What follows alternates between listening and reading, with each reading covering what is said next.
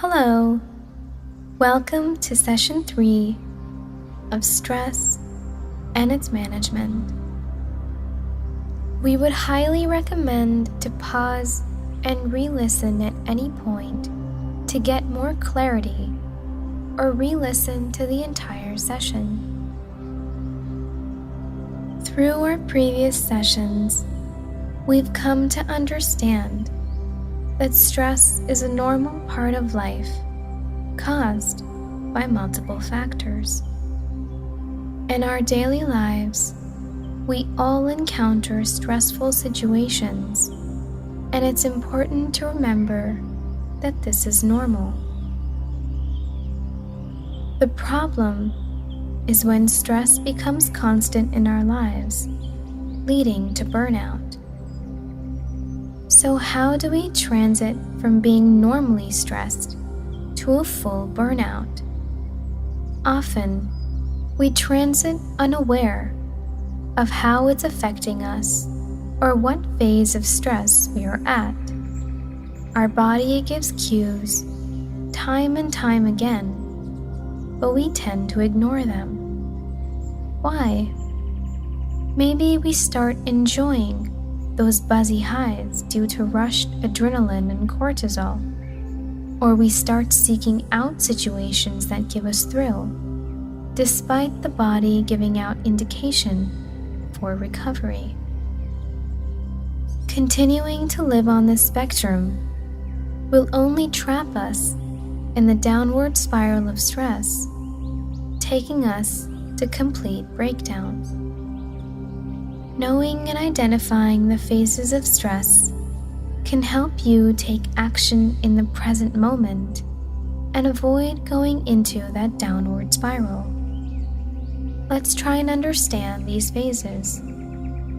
Phase 1 is fight or flight. We perceive some kind of threat. Our immediate response is alarm. For example, at work, it can be triggered by looming deadlines, juggling high-volume work, managing demanding superiors, or maybe external factors like layoffs, restructure, or mergers. Phase 2 is troubleshooting. Our body tries to help us maintain Phase 1 when the threat we perceive is ongoing. Cortisol, or the stress hormone as we know it, helps us maintain it without causing any serious damage to our system. Phase 3 is recouping. Post this cortisol and adrenaline rush, our system goes into a recovery mode. Usually, it's marked by feeling tired or fatigued. This is actually your system telling you to reboot yourself and practice some self-care, like relaxation techniques or simply rest. Phase 4 is attuning. We reach this stage after we've ignored our body's request to recoup. Here, we internalize that this level of stress is here for a foreseeable future, and we must adjust to it. It's hallmarked by feelings of overwhelm, poor sleep cycles, fatigue, irritability, low self-confidence, or automatic negative thoughts. The last phase is burnout.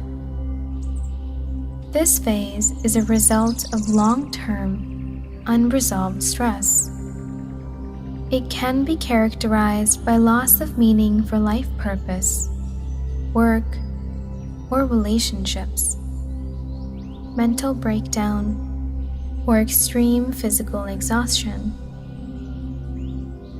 Before we proceed further, let's start with a simple activity to help us focus on the present moment. Before beginning the exercises, please note, breathing exercises may make you feel lightheaded, which is normal. However, if you feel dizzy, please stop immediately and stay sitting for a minute, then resume normal breathing. If you feel better, try again. Individuals with medical histories like asthma, vertigo, chronic heart conditions, or pregnant women are advised to ask their physicians before any breathing exercises. Let's start by sitting in a comfortable position with your back upright and your feet on the ground. Try not to slump. You can keep your hands either in your lap or on your sides. You may close your eyes or keep them open with a soft gaze. Inhale with some deep breaths. In through the nose and out through the mouth. Let's repeat this a few more times. Breathe in through the nose and out through the mouth.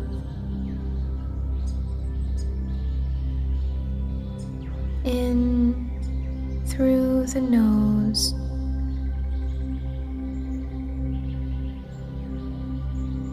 out through the mouth.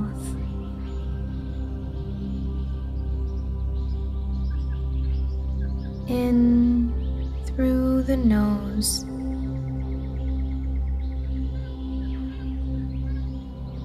out through the mouth.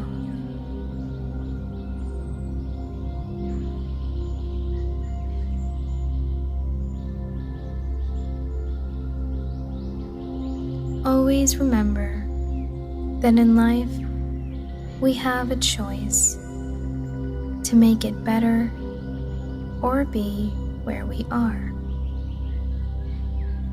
We have many choices. The first choice is the how.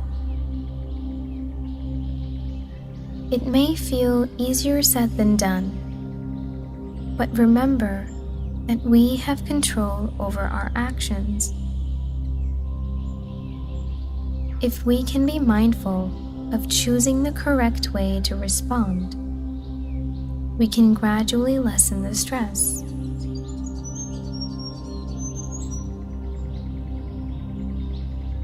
The second choice is the what. We all hold expectations very normally. But the stress comes when we set them too high or make the gold standard. Not everyone can match up to our expectations.